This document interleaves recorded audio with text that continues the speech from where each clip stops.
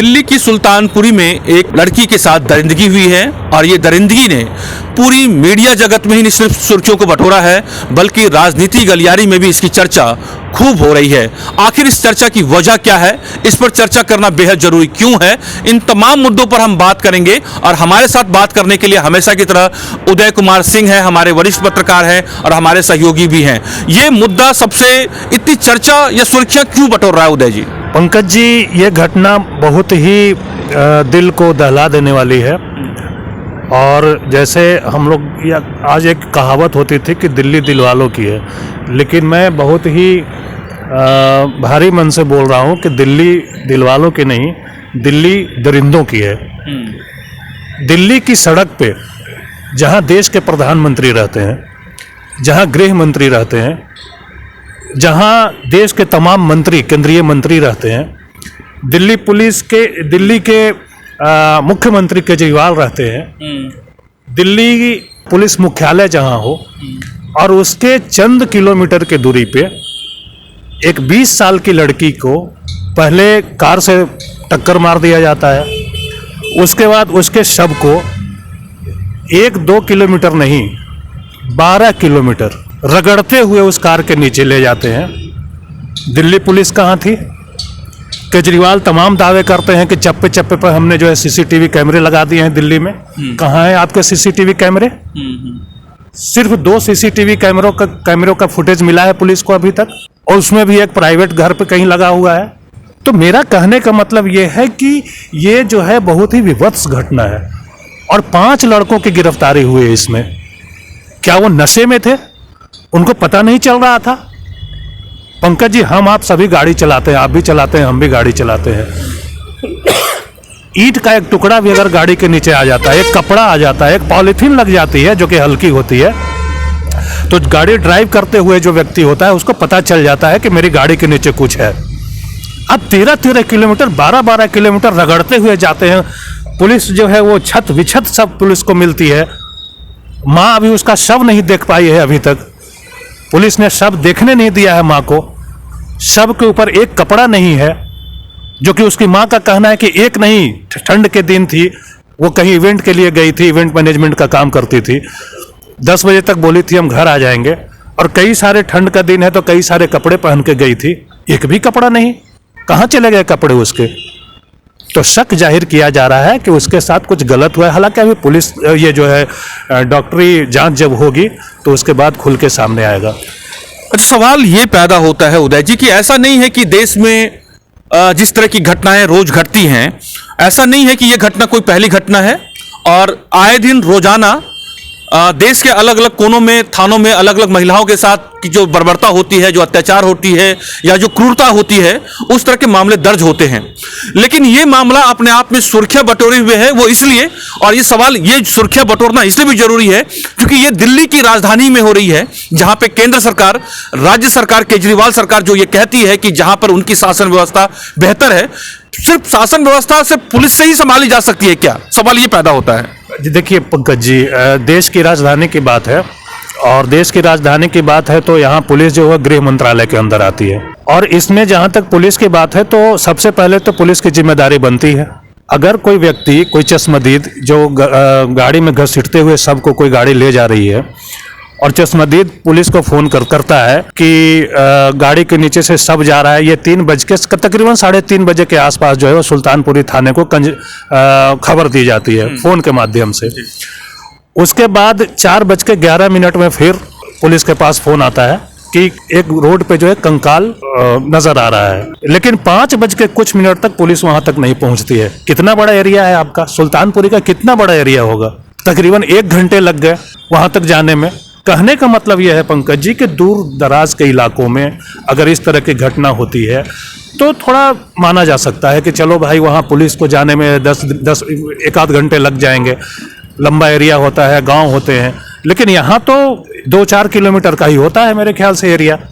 तो बदनाम जो है वो दिल्ली पुलिस जो है, आप देखेंगे जब भी पुलिस की बात आती है तो यूपी की, बिहार की या बाकी राज्यों की पुलिस की वो ज्यादा बदनामी होती है, जबकि इस तरह की विभत्स घटनाएं जो हैं इन राज्यों में आप कहें कि ज्यादा कदा देखने को मिलती है, लेकिन दिल्ली की पुलिस के पास इतनी संसाधन होने के बावजूद, इतनी हाईटेक और आईटी टेक्नोलॉजी होने के बावजूद अगर इस तरह की घटनाएं घटती हैं तो जाहिर सी बात है कि यह सवाल पैदा करता है आपकी पुलिस को ज्यादा मॉडर्न बनाने की जरूरत है।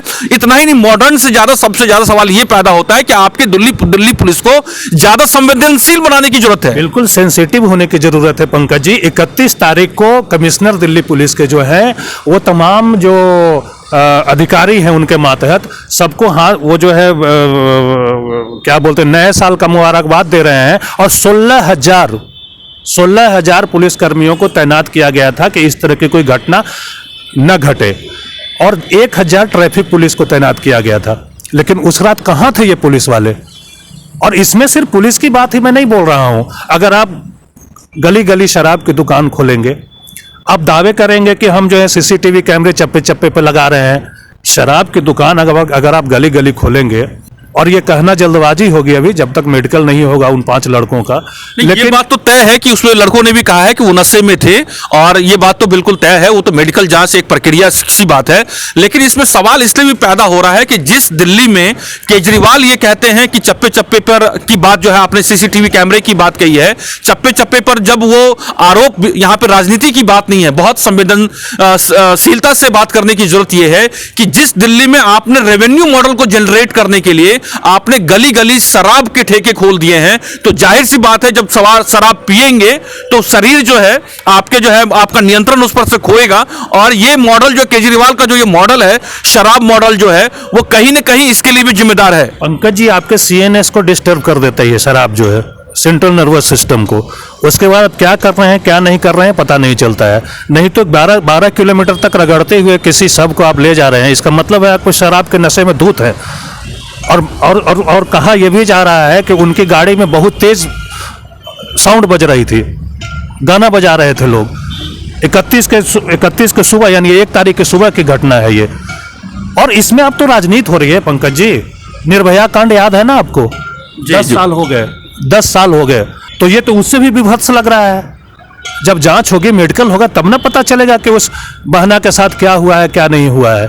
और कहने का मतलब अब तो राजनीति हो रही है।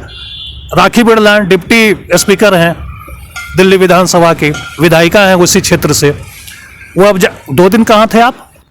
आज जाके उनके परिजन जब वहां पे प्रदर्शन धरना कर रहे हैं तो आप भी जाके जो प्रदर्शन धरना जो है आप राजनीति के लिए कर रहे हैं, तो आपको तो कम से कम अपने सरकार के खिलाफ धरना करना चाहिए कि जब 5 आरोपी जो हैं वो शराब के नशे में हैं, तो आपको तो ये कहना चाहिए कि केजरीवाल की सरकार से कि आप अपने शराब के ठेके को बंद कीजिए। आपको ये सवाल केजरीवाल से भी उठेंगे कि जब आप ये दिल्ली का राज्य आपसे नहीं संभलता है और आप जो है चुनाव के दरमियान की चुनावी अपनी राज्य को और प्रचार करने के लिए आप राष्ट्रीय पार्टी बन गए, आपको राष्ट्रीय पार्टी का तमगा मिल गया और आप जो है दिल्ली छोड़ करके जब बाकी राज्यों में आप ट्रैवल करेंगे और शराब के ठेके खोलेंगे, तो जाहिर सी बात है आपके इस मॉडल की भी चर्चा होनी चाहिए। केजरीवाल के पास तो एक बहाना है ना कि पुलिस हमारे अंडर में नहीं है।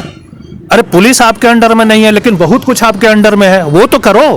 कहां है सीसीटीवी? मैं पूछ तो रहा हूं, कहां है सीसीटीवी? 12 किलोमीटर में कहां है सीसीटीवी आपके? उसे पता तो चलता क्या हो रहा है क्या नहीं हो रहा है। और ये भी एक बच्ची जन्म लेती है तो माता पिता जो है वो तमाम कष्ट सहन करके, कम खा के, कम कपड़ा पहन के उसको पालते हैं, उसका लालन पालन करते हैं। उससे तमाम तरह की वो सोचते हैं कि नहीं मेरी बेटी बड़ी होगी या मेरा बेटा बड़ा होगा। काफी एस्पेक्ट्स होते हैं, लगता है कि नहीं बड़ा होगा तो हम ये करेंगे वो करेंगे, ऐसे शादी करेंगे वैसे शादी। कई सारे सपने और अरमान जुड़े होते हैं। यहाँ के दिल्ली के डिप्टी सीएम मनीष सिसोदिया हैं, वो अपने एजुकेशन मॉडल की बात करते हैं। आप कैसा एजुकेशन मॉडल डेवलप कर रहे हैं जहां स्कूल के बगल में आप शराब खोलते हैं, और ऐसा एजुकेशन मॉडल है जहां पे दिल्ली का जो जिसकी शुरुआत हमारे सहयोगी उदय कुमार सिंह ने की कि ये दिल्ली दिल वालों की नहीं बल्कि दरिंदों की हो गई है। लोग यहां मरते रहते हैं लेकिन देखने वाला कोई नहीं है। आपके राज्य में आप अपनी संस्कृति की बात करते हैं, राम राज्य की बात करते हैं, आप वैसा माहौल क्यों नहीं पैदा कर पा रहे हैं? पंकज जी, मुझे लगता है कि इसमें जो है गृह मंत्री जी को आगे आना चाहिए और बड़े ही सख्त कदम उठाते हुए जो भी इसमें पुलिसकर्मी हो, अभी तक क्यों कोई सस्पेंड नहीं हुआ? अभी तक किसी के खिलाफ क्यों एक्शन नहीं लिया गया? बर्खास्तगी तो छोड़िए, सस्पेंशन की बात मैं बोल रहा हूँ, सस्पेंड नहीं हुआ कोई भी। कहाँ है वो सुल्तानपुरी थाने के एसएचओ, क्यों नहीं उनको हटाया? मैंने आप ये कह रहे हैं कि सुल्तानपुरी थाने के अंतर्गत और जिन जिन इलाकों से ये जो कार घसीटा गया है, उन इलाके के तमाम पुलिसकर्मियों को सस्पेंड किया जाना चाहिए, बर्खास्त किया जाना चाहिए, ताकि एक संदेश हो कि ऐसे लोगों के खिलाफ सरकार कार्रवाई करेगी। ये एक सही संदेश होगा। पंकज जी, कुछ दिन पहले 20-25 दिन पहले, महीना दिन पहले हम लोगों ने निर्भया को याद किया है। 10 साल पूरे हुए उसको गए हुए। आपको क्या लगता है कि ये पुलिस अगर एक्टिव रहती तो ये घटना घटती? 12 किलोमीटर पे पुलिस कहीं नहीं है। रात के कहाँ है? रात के 10 बजे के बाद पुलिस वालों को ठंड लगती है और वो अपने केबिन में चले जाते हैं और बाकी वसूली होती है। ये लोग तो यही आरोप लगाते हैं। बैरियर कहाँ है? 31 तारीख की घटना है ना, सुबह की, मैंने 1 तारीख की, तो बैरियर्स इतने सारे लगे होते हैं। ये तो कार 12 किलोमीटर घसीटते हुए ले जा रही है एक सबको। अगर आतंकवादी आते तो क्या करती पुलिस? आतंकवादी भी तो घुस सकते थे ना, वो भी वारदात को अंजाम दे सकते थे ना। तो ये सवाल तमाम है और इस पर राजनीति नहीं होनी चाहिए, मुझे जहां तक लगता है। केजरीवाल बोल रहे हैं इस्तीफा दो, एलजी को से इस्तीफे की मांग कर रहे हैं और तमाम तरह की मांग कर रहे हैं। बोल रहे हैं मेरी बहन को जो है इंसाफ मिलना चाहिए। क्या इंसाफ दिलवाओगे आप? उस माँ से क्या कहोगे आप? उस बाप से क्या कहोगे आप? उसके भाइयों से क्या कहोगे आप? अब जाके आप जो है उसकी बहनों से क्या कहोगे? क्या इंसाफ दिलवाओगे? क्या हो जाएगा? ज्यादा से ज्यादा क्या करोगे? और मामला पुलिस जो है वो धारा जो लगाई है, पहले वो हिट एंड रन का धारा लगाई है, जो कि थाने से ही उसको बेल मिल जाना है। ये तो मीडिया ने इनको पूरे मामले को उठाया और एक दबाव बनाया। तो मीडिया का दबाव और जो आम लोगों के बीच में जो जिस तरह से लोगों का रिएक्शन आ रहा है, उस दबाव की वजह से दिल्ली पुलिस अंडर प्रेशर है और इसकी वजह से जो है तमाम केजरीवाल की सरकार भी घेरे में है और जो दिल्ली पुलिस खासतौर पे घेरे में है। तभी ये जाकर के थोड़ी बहुत जो कार्रवाई होती हुई दिख रही है, ये मीडिया का एक दबाव का असर है। बिल्कुल बिल्कुल पंकज जी, मीडिया का ही दबाव का असर है कि इसमें अब तक जो भी कार्रवाइयां हो रही है वो हो रही हैं। नहीं तो पुलिस तो सो रही थी ना। मैं तो बताया ना कि 3:30 बजे तक, 3:30 बजे पुलिस को खबर दे दी गई, फोन चला गया, लेकिन 4:11 पे फिर बताया गया कि एक कंकाल पड़ा हुआ है सड़क पे। फिर भी 5 बजे तक पुलिस नहीं थी, वहां नहीं पहुंची थी पुलिस। जब मीडिया वालों ने इसको उछाला है, मीडिया वाले जब इस पे बात करना शुरू किए हैं, तब जाके विपासना पे थे केजरीवाल जी। आपको मालूम है, मानसिक अपनी शांति के लिए। हाँ, 7 दिन विपासना पर रहने के बाद लौटे हैं और अब जो है वो इस्तीफे की मांग कर रहे हैं। तमाम चीजें, आप अपनी गलती भी देखिए ना।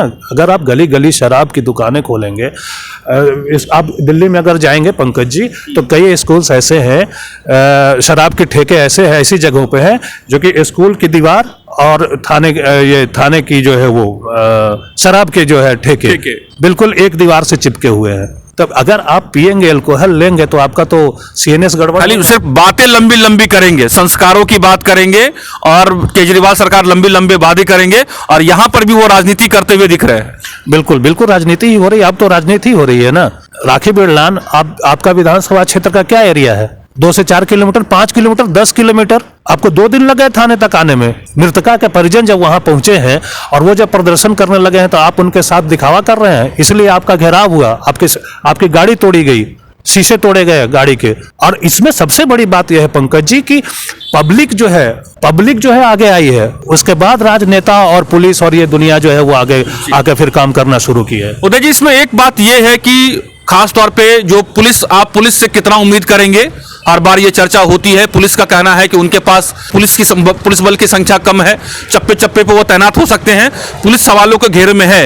लेकिन द इंडिया प्लस न्यूज ये आप सभी उन माँ बाप और उन सभी नागरिकों से ये अपील करता है कि आप अपने बच्चों से पूछिए कि वो कहां जा रहे हैं। न्यू ईयर की पार्टी मनाने का मतलब शराब पीना, गाड़ियों में ऐशबाजी करना और तीखे शोर के साथ लोगों को सड़कों पे चलना, क्या ये एक नया साल मनाना है?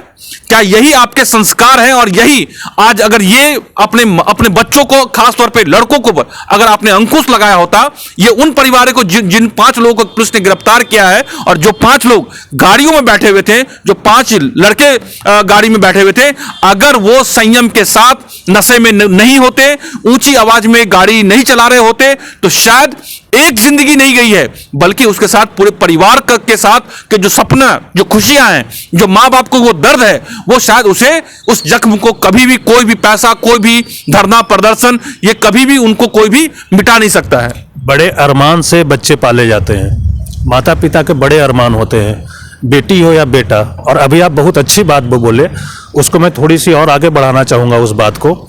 बेटियां कहाँ जा रही हैं, ये घर के लोग ही नहीं, मोहल्ले के लोग भी आपको देख के पूछते हैं आपकी बेटी कहाँ गई, लेकिन आपका बेटा कहाँ गया ये क्यों नहीं पूछा जाता है। आपका बेटा कहाँ जा रहा है, क्या कर रहा है, क्या करके आ रहा है। और ये गाड़ी की एक चीज और पंकज जी मुझे याद आ गई बात, ये गाड़ी जो है ना इन पांचों में से किसी की नहीं है, ये किसी परिचित की गाड़ी है। गाड़ी के मालिक के पास तक पुलिस पहुंच गई, गाड़ी का मालिक बोलता है कि मेरा जानने वाला कोई ले गया था, ये बच्चे ले गए थे, ये कौन है जानने वाला, उसको पकड़ो ना गाड़ी वाले को। तो ये तमाम बातें इस पे सबसे मैं तो लास्ट में यही कहना चाहूंगा कि कोई भी माता पिता जो है वो बड़े अरमान से अपने बच्चों को पालता है। और अगर हम आपके रिश्तेदार, नाते रिश्तेदार, गली मोहल्ले के लोग, आपकी बेटी कहीं जाती है तो अगर आपसे पूछा जाता है कि आपकी बेटी को मैं देखा था कहीं कहीं जा रही थी, तो आपका बेटा भी जाए तो गली मोहल्ले और नाते रिश्तेदारों को यह भी पूछना चाहिए कि आपका बेटा कहाँ जा रहा था। अगर वो गलत करते देखे तो उसके लिए भी अलर्ट करें लोगों को। तो ये बहुत ही मामला बहुत मर्माहत करने वाला है जो दिल्ली के सुल्तानपुरी में जो घटना घटी है। एक बहुत ही यंग, बहुत ही टैलेंटेड बच्ची इस दुनिया को छोड़ के जा चुकी है, दरिंदगी का शिकार भी है। आप सभी लोगों से एक अपील ये है कि आप जब भी, क्योंकि इस पर राजनीति भी होगी और जमकर राजनीति होगी, ये आप वर्सेस बीजेपी का मामला होगा जिसमें राज्यपाल जो है मोहरे बनाए जाएंगे। इसमें सभी लोग, कौन इसमें दागदार है ये पब्लिक है, सब जानती है, लेकिन आप सभी लोगों से एक अपील है कि राजनीति जब हो रही है और जब चुनाव होता है तो उसमें सस्ते बिजली और पानी की जगह सुरक्षा की बात कीजिए, आप लड़कियों के सुरक्षा की बात कीजिए, आप बेहतर शासन प्रशासन की बात कहिए और पुलिसिंग को बेहतर बनाने की बात कीजिए, जिसमें मोरल पुलिसिंग जो होती है, जिसमें नैतिकता की बात मैं कह रहा हूं। पुलिस को नैतिक शिक्षा का पाठ पढ़ाइए ताकि वो बेहतर तरीके से कार्य प्रणाली को अंजाम दे सके और इस तरह की घटना भविष्य में सिर्फ दिल्ली में ही नहीं बल्कि देश के अलग अलग कोनों में जो घट रही है बेटियों के साथ, वो इस तरह की घटना न घटे। दिल्ली पुलिस जो है इसलिए सवालों के घेरे में है क्योंकि उनके पास सबसे बेहतर टीम, बेहतर सक्षम पुलिस, बेहतर टेक्नोलॉजी होने के बावजूद इस तरह की घटनाएं घट जाती हैं, बदनामी होती है और इसका सीधा सीधा असर जो है वो पर्यटन पर भी पड़ता है और आपकी सरकार, जो केंद्र सरकार जब बाहर जाती है तो वो भी सवालों को घेरे में होता है। इस विषय में बस इतना ही। अगर हमारा आपको ये वीडियो अच्छा लगा तो जरूर इस वीडियो को शेयर कीजिए, हमारे चैनल को सब्सक्राइब कीजिए, लाइक कीजिए, शेयर कीजिए। अगर आप चाहते हैं कि आपको इस तरह का इंफॉर्मेटिव वीडियो मिलता रहे तो आप हमारे चैनल द इंडिया प्लस को सब्सक्राइब करना ना भूलें। साथ में आप बेल आइकन को दबाना भी ना भूलें ताकि आपको नोटिफिकेशन मिलता रहे। आप हमारे इस वीडियो को शेयर भी कर सकते हैं।